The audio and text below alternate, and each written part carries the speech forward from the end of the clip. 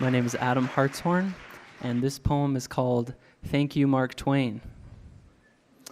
It's nighttime, and I'm afraid. I'm afraid of the dark, because in any given spot, it's as likely as not that a zombie might pop out and start licking his chops, and before I could scream or get help by yelling that a zombie's trying to munch on my melon, I'd start running away, too slowly it seems, and I'd wake up, and I realize it's just a bad dream.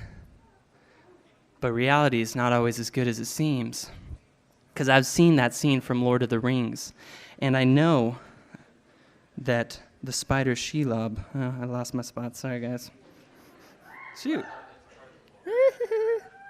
And no dream could be scarier than a spider that's hairier than Sasquatch, sitting there watching me from its asbestos-speckled spot on the ceiling of my apartment loft.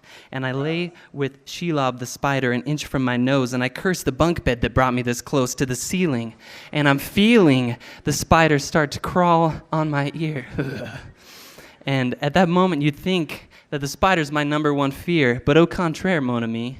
Because I'm afraid of spiders and snakes and bats and psychopaths and axes and matches and when you're dating you got flatulence and creepy sadistics.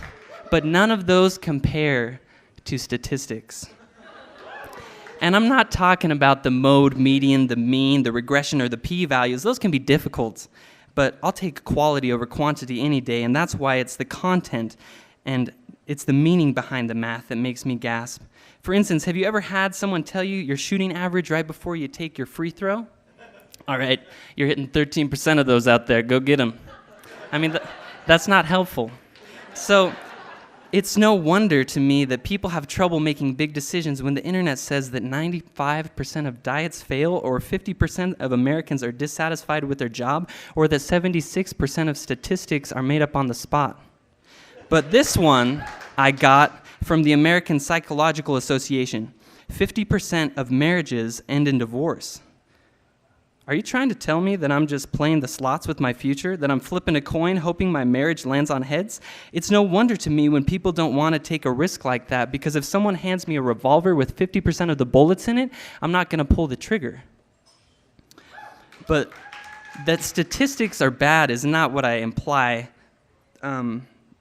I'm just saying if you let them live your life, then your life will be dry, because man cannot live by statistics alone, and there's a difference between what we do and don't know. And history is saturated with people whose minds were maturated beyond their times, sublimely entwining their tiny knowledge with creativity and hope as onlookers joked about their mental proclivity.